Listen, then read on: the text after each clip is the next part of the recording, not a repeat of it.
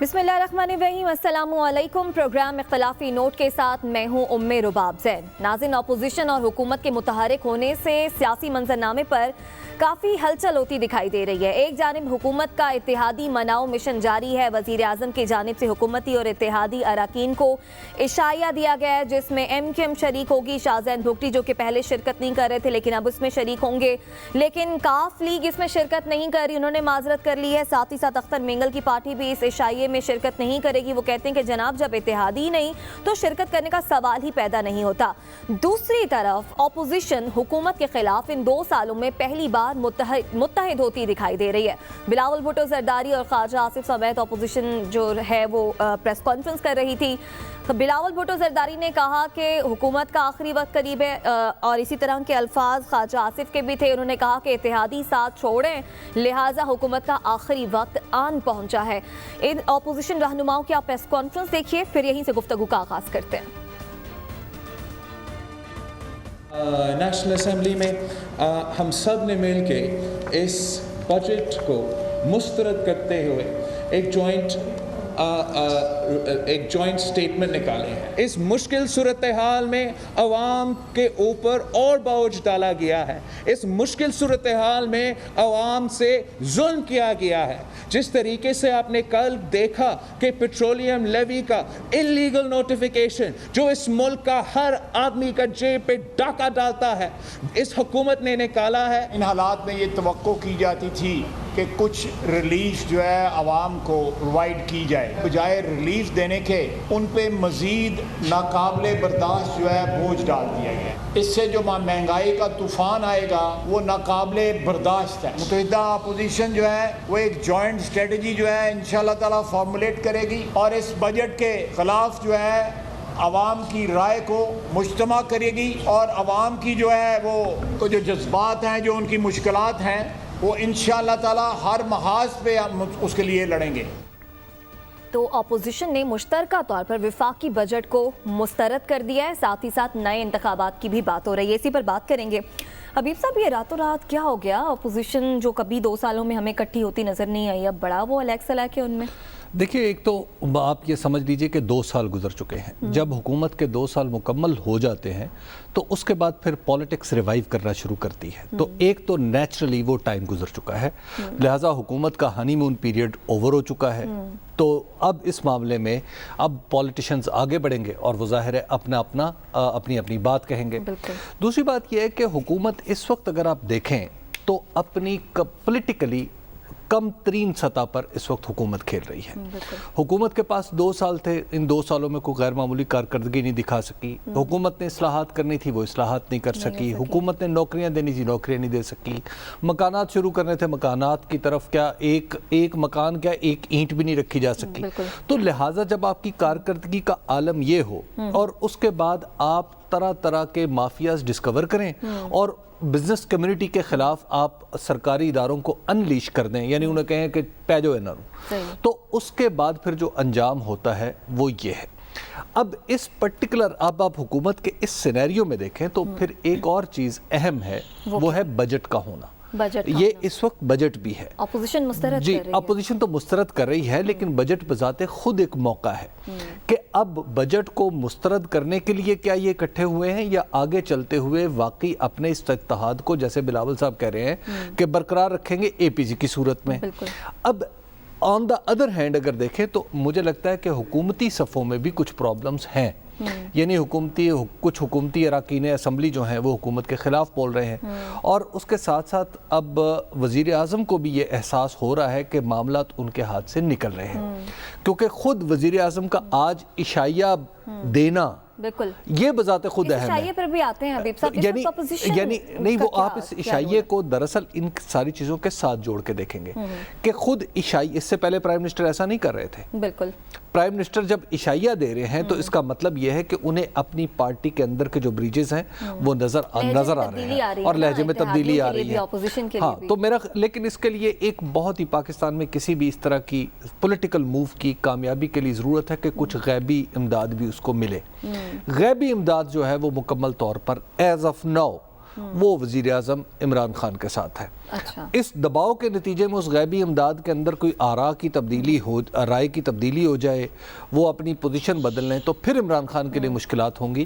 Otherwise مجھے لگ رہا ہے کہ یہ شور شرابہ زیادہ ہے، کچھ سالڈ پولیٹیکل موومنٹ کم ہے. سالڈ پولیٹیکل موومنٹ کم ہے. سعد، حکومت نے بھی اشائیہ رکھا ہوا ہے وزیر اعظم نے اتحادیوں کو منانے کے لیے، اس پر تو ہم آئیں گے، لیکن اس سے پہلے اپوزیشن کی پریس کانفرنس آپ نے بھی سنی ہوگی، مسترد کر دیا ہے بجٹ کو، پھر نئے انتخابات کی بات بھی ہو رہی ہے. دیکھیے رباب، یہ دونوں باتیں جو ہیں، اپوزیشن کا بجٹ کو مسترد کرنا اور نئے انتخابات کی بات کرنا، یہ تقریباً ہر بجٹ سے پہلے ہوتا ہے.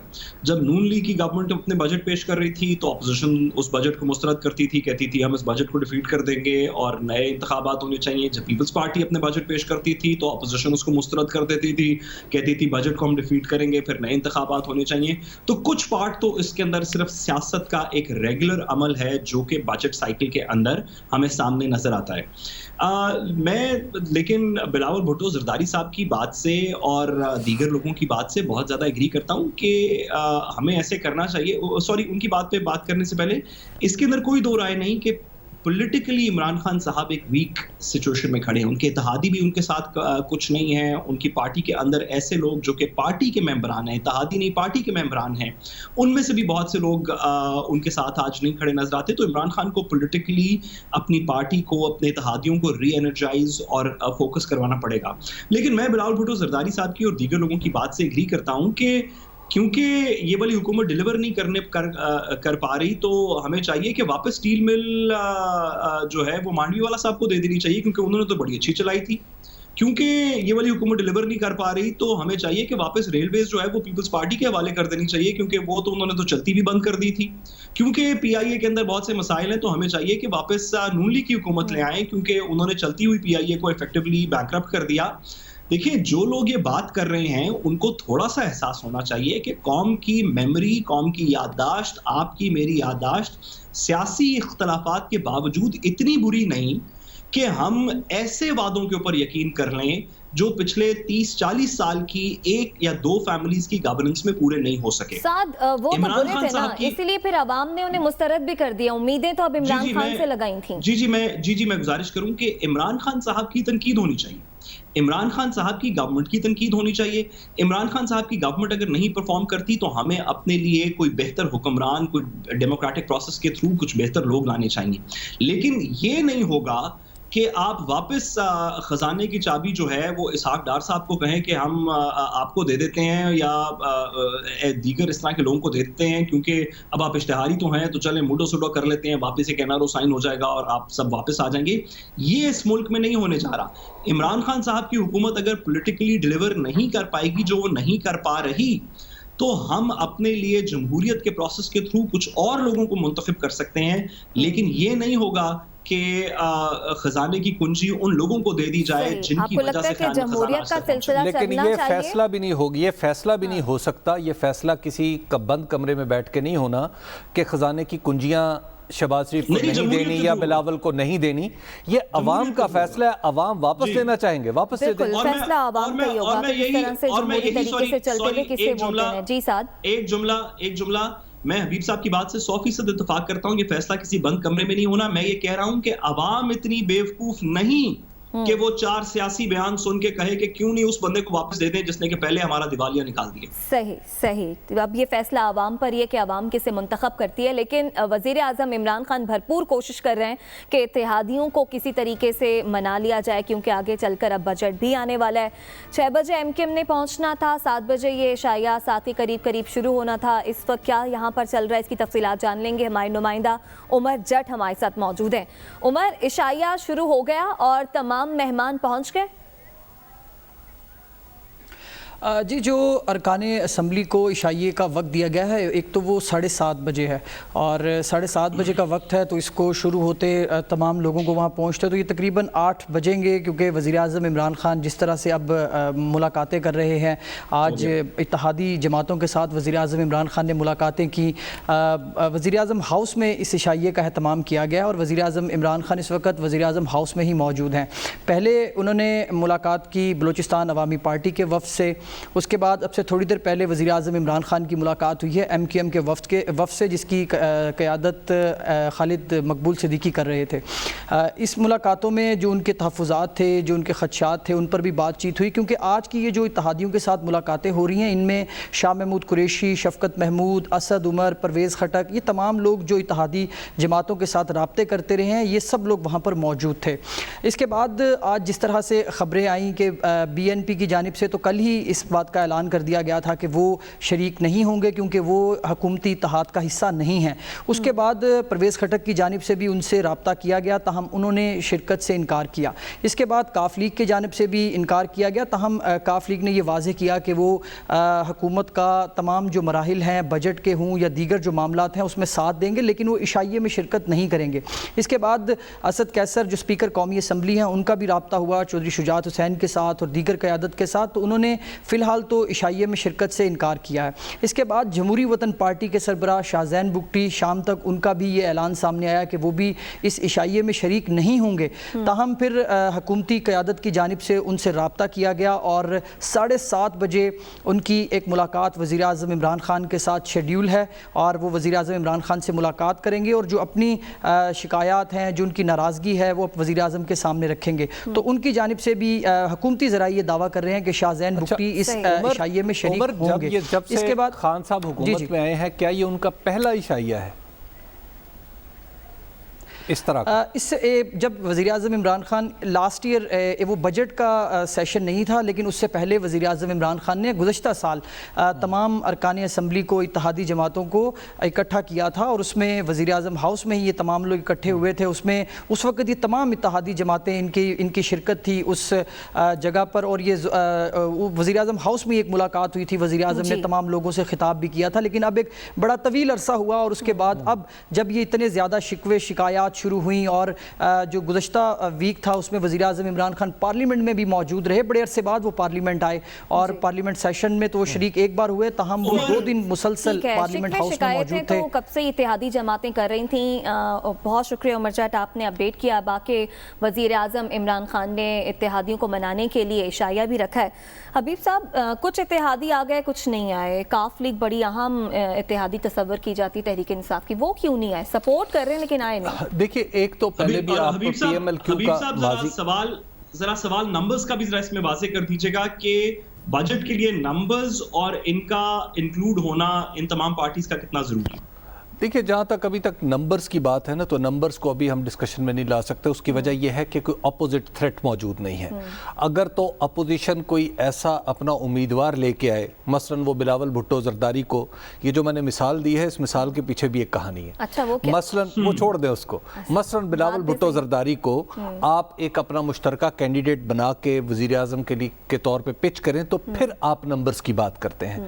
تو بجٹ کے لیے مجھے نہیں لگتا کہ ابھی نمبرز کی وہاں تک نوبت پہنچی ہے کہ جہاں پر PMLQ چھوڑ کے چلی جائے یا کوئی اور چھوڑ کے چلا جائے، تو اس لیے نمبرز کی بات ابھی ریلیونٹ نہیں ہے۔ لیکن دیکھیے، کاف لیگ بجٹ میں تو سپورٹ کرے گی۔ دیکھیے، کاف لیگ کا پرابلم ہے، کاف لیگ کا پرابلم یہ ہے کہ اس کے کچھ تحفظات ہیں وزیر اعظم کے حوالے سے اور وزارت اعلیٰ کے حوالے سے پنجاب پہ۔ اب وہ، اور پھر جس طرح کی کارکردگی کا تصور لے کے PMLQ PTI کے ساتھ ملی تھی، اب جب وہ کارکردگی کے کاغذ پہ 0x0 ضرب 0 تقسیم 0 جمع 0 نفی 0 جواب آتا ہے، تو جب یہ والی کارکردگی آتی ہے تو اس کے لیے ضروری ہے کہ پولیٹیکل ڈسٹینسنگ کی جائے۔ جس طرح کورونا سے محفوظ رہنے کے لیے سوشل ڈسٹینسنگ کی ضرورت ہے نا، تو اسی طرح پاکستان تحریک انصاف کی سیاسی ناکامیوں کے بوجھ سے بچنے کے لیے ایک پولیٹیکل ڈسٹینسنگ کی ضرورت ہے۔ تو آج کے عشائیے میں نہ جا کے میرا خیال ہے کہ یہ بڑا اچھا فیصلہ انہوں نے پولیٹیکلی بڑا اچھا فیصلہ کیا ہے کہ وہ اپنے آپ کو الگ کر کے ان ناکامیوں سے ڈسٹینس کر رہے ہیں خود کو جو حکومت کے کھاتے میں ہے۔ تو دراصل کل کو جب عوام کے پاس جائیں یا کوئی نیا فریق آئے، جیسے بلاول بھٹو کی میں بات کر رہا ہوں مثال کے طور پہ، اگر نیا فریق آ جائے تو اس سے بات کرنے میں آسانی ہو۔ تو یہ ڈسٹینسنگ دراصل ایک سوچا سمجھا ایک منصوبہ ہے، اور جہاں پہ چودھری شجاعت حسین اور پرویز الہی صاحب متفق ہیں۔ تو آج میری معلومات کے مطابق جب اسد کیسر صاحب طارق بشیر چیمہ کے گھر گئے تو انہوں نے چودھری شجاعت حسین صاحب سے بات کی، تو انہوں نے کہا کہ آپ کا کھانا جو ہے وہ تو فی الحال نہیں کھائیں گے، ووٹ آپ ہی کے۔ تو جو ووٹ آپ ہی کے ہیں نا یعنی پی ٹی آئی کے تو وہ تو کسی اور وجہ سے ہے نا, وہ تو تائید ازدی آپ سمجھ لیں, تائید غیبی سمجھ لیں, ادروائز اب اتحادیوں والی کیفیت وہ نہیں رہی. صحیح, نہ اتحادیوں والی کیفیت کاف لیگ میں رہی, اور اختر منگل نے بھی ساتھ کہہ دیا کہ جب ہم اتحادی نہیں ہیں تو پھر عشائیے میں شرکت کیوں کریں. جو بچے کچھ اتحادی ہیں وہ آج عشائیے میں پہنچ گئے. دیکھیے اختر منگل صاحب کے اور بلوچستان کے بڑے ریئل مسائل ہیں. بلوچستان کے مسائل صرف پی ٹی آئی کی گورنمنٹ کے اندر اگنور نہیں ہوتے رہے, بلکہ ہماری انفارچونیٹلی 70 سال کی تاریخ میں بلوچستان کے بڑے سیریس مسائل ہیں جن کا ایک پولیٹیکل سولوشن ہونا چاہیے, اور اختر منگل صاحب کی جو بہت سی باتیں ہیں وہ درست ہیں, ان کو سننا چاہیے اور اس کا ایک پولیٹیکل سولوشن ڈھونڈنا چاہیے. میں حبیب صاحب کی بات کی وہ کیو کے پرسپیکٹو میں آگے بڑھاتے ہوئے, دیکھیے کیو پاکستان مسلم لیگ کیو جو کہ اب ایفیکٹولی جماعت کے طور پہ ایگزسٹ نہیں کرتی لیکن پھر بھی ایک ریزنیبل جماعت کے طور پہ ایگزسٹ کرتی ہے, اس کے 2-3 سیلنگ پوائنٹس ہیں. وہ خود کو جب سیل کرتے ہیں تو ان کے 2-3 سیلنگ پوائنٹس ہیں. ایک تو وہ کہتے ہیں کہ ان کا اور اداروں کا کوئی پہلے بھی کبھی تضاد نہیں تھا, اب بھی تضاد نہیں ہے. دوسرا وہ یہ کہتے ہیں کہ ہم پولیٹیکلی پاکستان مسلم لیگ کیو کی جو لیڈرشپ ہے, خاص طور پہ چودھری شجاعت حسین صاحب اور پرویز الہی صاحب, وہ پولیٹیکل مینجمنٹ کو بڑی اچھی طرح سمجھتے ہیں, لوگوں کو اکٹھا کر سکتے ہیں. ان کا یہ کہنا ہے کہ ہم اس طرح کے لوگ ہیں جو لوگوں کو اکٹھا کر سکتے ہیں, لوگوں کے ساتھ کام کر سکتے ہیں. اور تیسرا اور سب سے بڑی بات جو خاص طور پہ چودھری پرویز الہی صاحب بار بار کرتے ہیں, وہ اپنے دور کی ایگزامپلز دیتے ہیں اور بتاتے ہیں کہ اس میں ڈالر اتنا تھا اور ترقی اتنی ہو رہی تھی, اور میں جب چیف منسٹر تھا تو میں نے یہ پروگرامز انٹروڈیوس کروائے اور میری پرفارمنس کتنی اچھی تھی. تو اس وقت حبیب صاحب بالکل درست فرما رہے ہیں, پی ٹی آئی سے دور کرتے وقت وہ ایفیکٹولی اپنے نعرے کو بھی پروٹیکٹ کر رہے ہیں کہ ہماری پرفارمنس اچھی رہی. ان کا یہ کہنا ہے کہ ان کے سیاسی دور کے اندر ان کی پرفارمنس بڑی اچھی رہی, اور وہ پرفارمنس پی ٹی آئی کی نہ اچھی ہونے کی وجہ سے اگر وہ اپنے آپ کو پولیٹیکلی ڈسٹنس کرنا چاہتے ہیں تو میرے خیال میں کہ یہ کوئی انریزنیبل بات نہیں ہے. میں آپ کو ایک لطیفہ بھی سناتا چلوں. کچھ عرصہ پہلے مجھے پاکستان مسلم لیگ کاف کے ایک بڑے سینئر رہنما نے ایک دن کہا کہ سب لوگ کہتے ہیں کہ حکومت میں یہ تبدیلی ہونی چاہیے, حکومت یہ کرنا چاہیے, تو کہتے جو بھی لوگ یہ بات کر رہے تھے میں نے انہیں کہا کہ تسی بار بار تاراں بدل دے ہو, اگوں بلب بدل کے بھی دیکھ لو. یعنی تارے بدل رہے ہو, آگے دیکھ لیں کہ بلب میں بھی جان ہے جلنے کی یا نہیں. لطیفے سے یاد آیا آج ون ڈش ہے, یہ تو وجہ نہیں کہیں کاف لیگ نہیں آ رہی. یہ وجہ نہیں ہے, ان کی وجوہات کچھ اور ہیں, اور میرا خیال ہے کہ کافی ڈیپ روٹڈ ہیں. اس سے پڑھنے والوں کو بہت کچھ پڑھنا چاہیے, یا پرانے زمانے میں کہا جاتا تھا کہ بریک کی جانب بڑھیں گے. بریک سے جب واپس آئیں گے تو ہم سمارٹ لاک ڈاؤن بھی کریں, حفاظتی تدابیر بھی اپنا رہے ہیں, لیکن کورونا کے کیسز بڑھتے جا رہے ہیں, لیکن ہماری جو ٹیسٹنگ کیپیسٹی ہے جو زیادہ تھی ہم نے اسے کم کر دیا. ایسا کیوں ہوا, اس پر بات کریں گے, ہمارے ساتھ رہیے گا.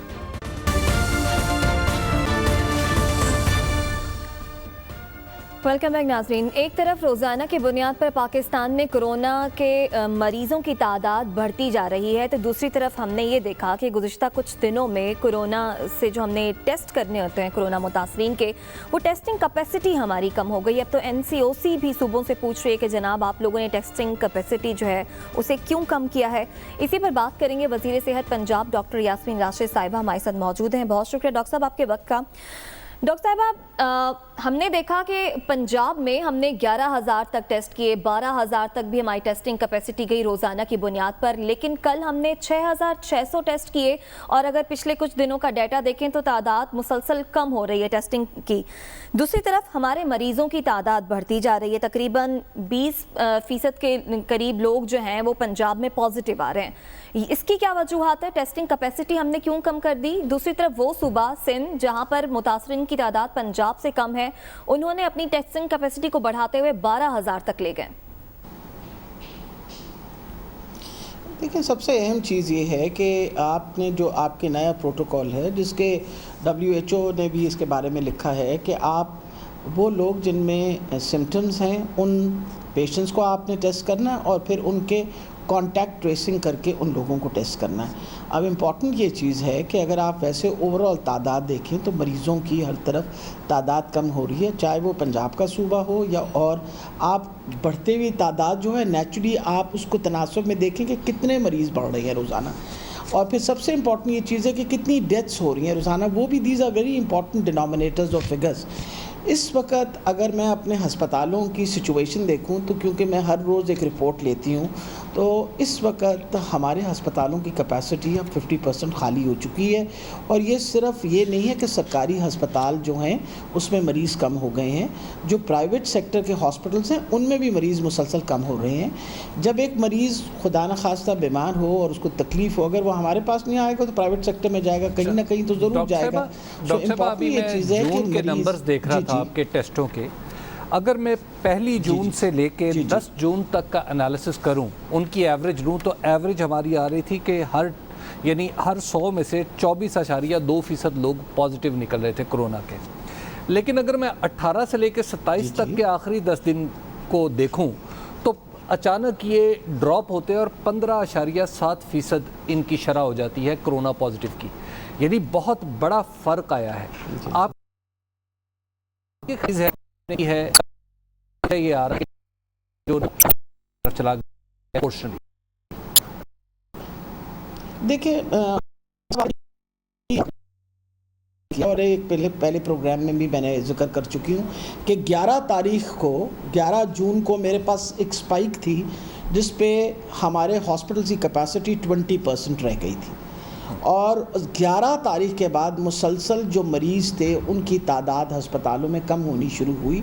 اور کل رات میں اگر میں 11 جون کی بات کروں تو اس دن 1100, میں لاہور کو اس لیے ایک ڈینومینیٹر بناتی ہوں کیونکہ لاہور میں سب سے بڑی تعداد ہے مریضوں کی, اور جو آپ لاہور میں دیکھتے ہیں اسی طرح وہ باقی صوبوں باقی ہمارے شہروں میں بھی ریفلیکٹ ہو رہا ہے.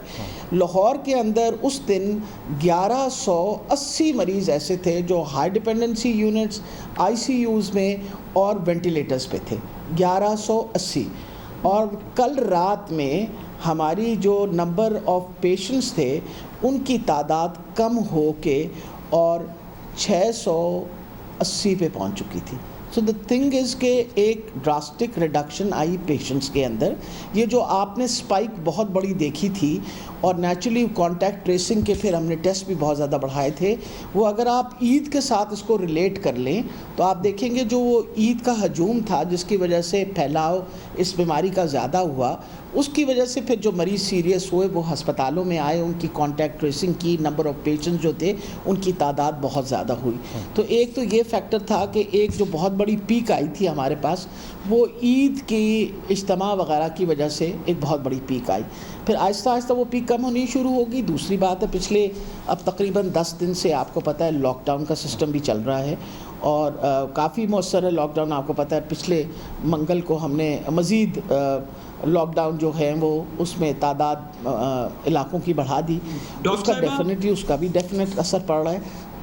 جی ڈاکٹر صاحبہ, ہم سب اس چیز کا انتظار کر رہے تھے کچھ عرصے سے کہ لاک ڈاؤن کو کیونکہ اب ایفیکٹولی 2 ہفتے ہونے والے ہیں تو اس کے اندر ہمیں 2 ہفتے بعد یہ پتہ چلے گا, پر لاک ڈاؤن کے ختم ہونے کے جب ختم ہو رہا ہوگا تو پتہ چلے گا کہ کیا اس لاک ڈاؤن کی وجہ سے ہم اپنا کرو فلیٹن کرنے میں کامیاب ہوئے یا نہیں ہوئے.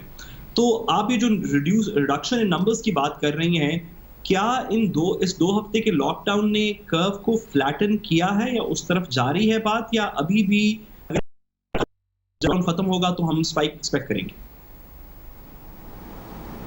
نہیں, میرا خیال ہے بہت امپورٹنٹ ہے کہ ہم میرے اندازے سے and I hope I am absolutely correct in it, میرے اندازے سے تو کافی حد تک فلیٹن آؤٹ ہو گیا ہے.